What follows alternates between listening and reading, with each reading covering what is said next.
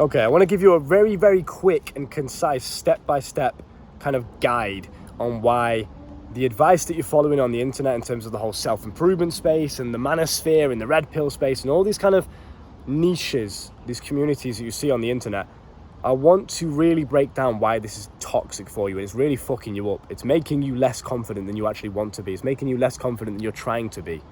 Well, I'm on self-improvement, I'm going to the gym, I'm trying to work on my social skills, I'm talking to people, I'm trying to get good with girls.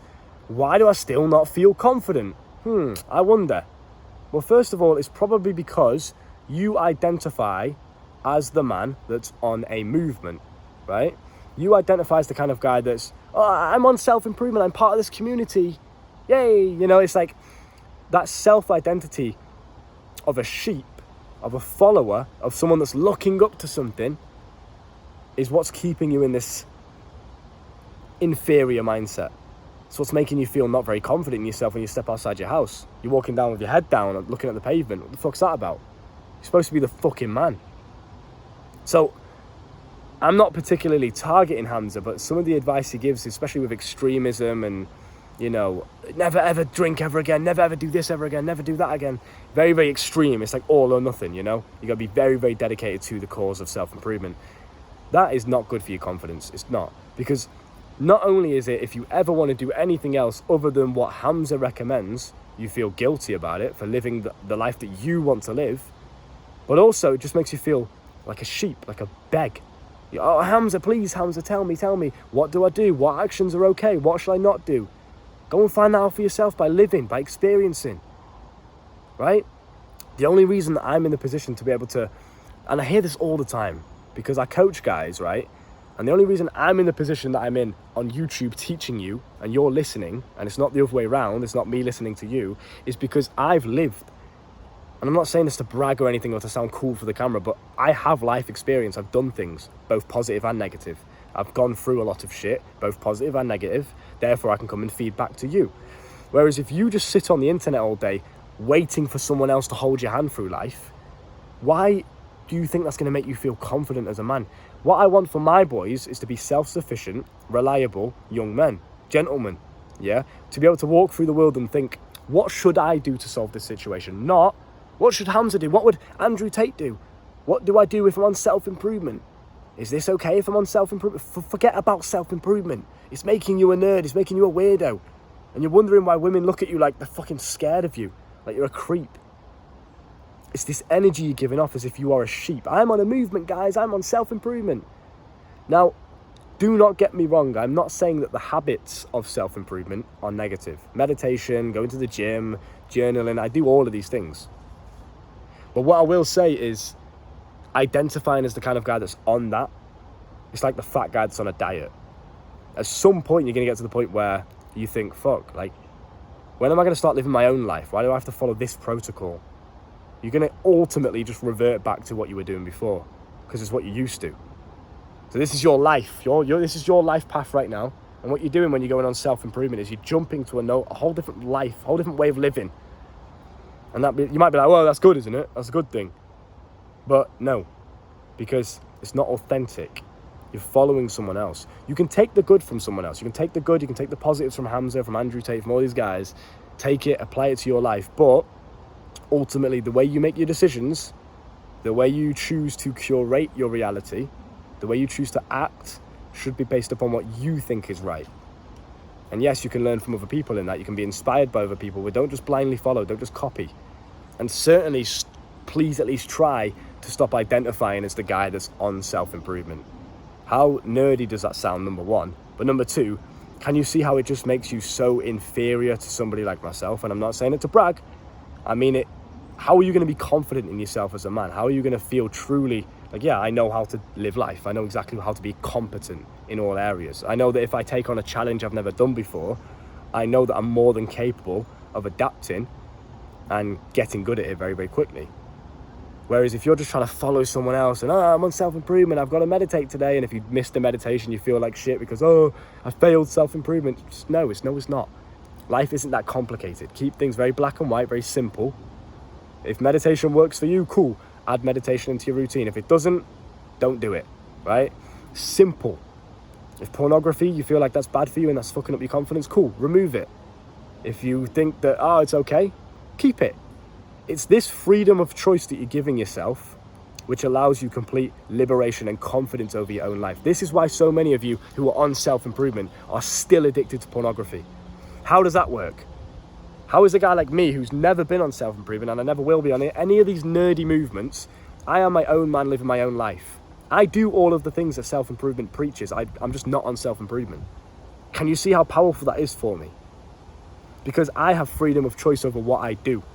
And counterintuitively, that's what makes sure I never do anything that I don't want to do. So how the fuck are you, a fully grown man, coming in my comments saying, I just can't quit porn? What do you mean you can't quit porn? If you want to do something, you should be able to do it. You have control over your body, you have control over your thoughts, over your mind, and over the actions that you choose to do. All the time, 100% of the time, you have control of that. So by you saying, I'm on self-improvement, I have to act this way, that's why you keep reverting back to the old habits. That's why even though it's fucking squirrel invasion, even though you know, I shouldn't be watching porn, that's why you're still addicted to it. Because you've not given yourself the freedom of choice. You're forcing yourself onto it. It's the same with religion. Now, I'm not going to get too onto this topic because it might be a bit controversial and I don't want to say anything that will offend you.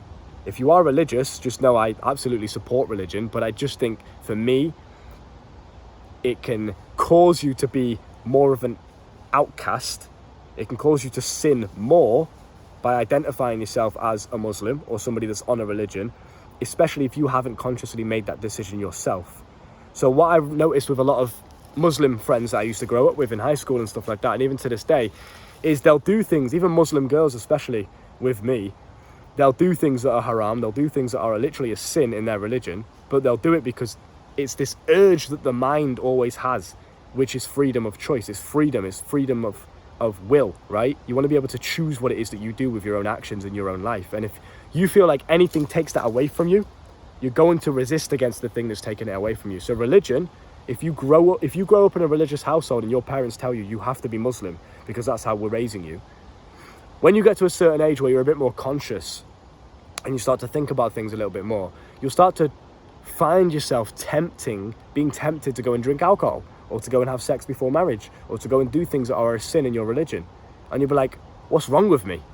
Nothing. That's a normal human desire to crave freedom, but you've just been forced into a certain way of living without your own consent. And it's the same with self-improvement. You think that you need self-improvement to save yourself. You think you need to be on self-improvement, on a movement, to be successful. And that's absolutely not true. It's the opposite. All of the guys that are on self-improvement are simply just a number. You are irrelevant. Nobody remembers you. You're just another statistic. You're just another extra number to add to Hamza's 2.1 million followers. That's all that you are. Nobody remembers you. And I know this sounds harsh, but it's absolutely true. You are just a sheep. You are just another guy on self-improvement. You're all the same. All of your YouTube videos that I watch that pop up in my recommended, I will show love and I'll support you. I will like it. And I respect the hustle. I respect the grind because I've been there myself. But I don't remember any of you. You're all the same. You're all saying the same shit. You've all got the same personality, the same energy, the same robotic monotone voice when you talk. Do you know why that is? Because you're all on the same movement. None of you are an individual. None of you are your own man, right?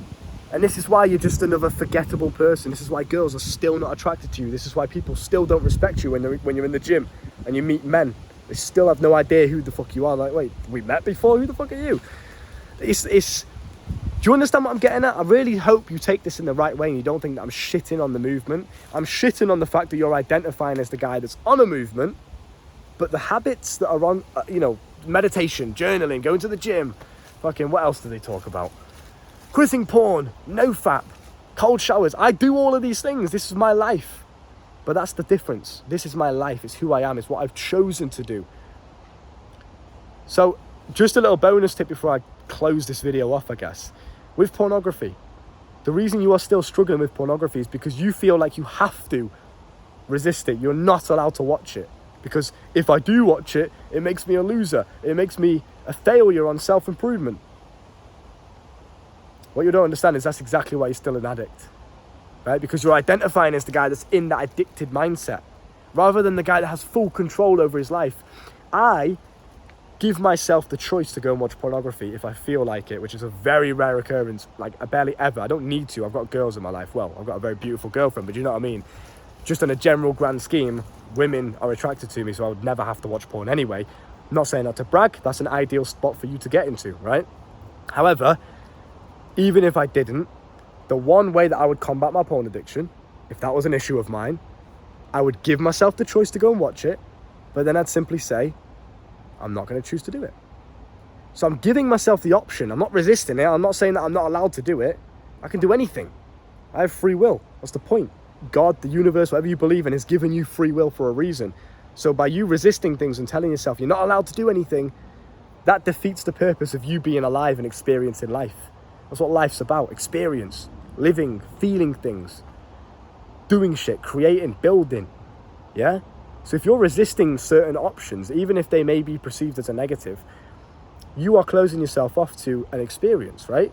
So you have to give yourself the choice to go and do the bad thing and then just choose not to do it ever again.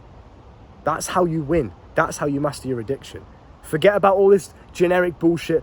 Replace it with push-ups. Do all the Alcohol Anonymous addiction. You know, all this shit that you see on Google when you Google, like, how to beat an addiction. And they'll tell you things like, once an addict, always an addict. Or, it's really hard being an addict. You just don't understand. You wouldn't get it. No.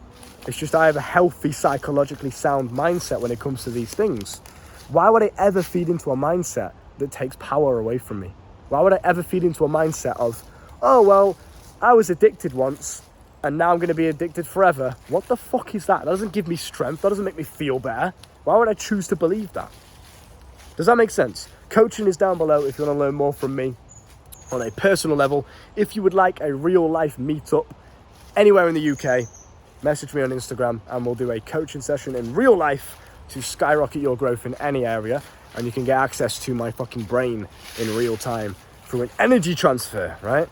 If you want to learn how to master your sexual energy, which I talk about things like the pornography thing in this video in much more in-depth detail, premature ejaculation, erectile dysfunction, all of those problems that young men struggle with sexually, I will cure that for you permanently.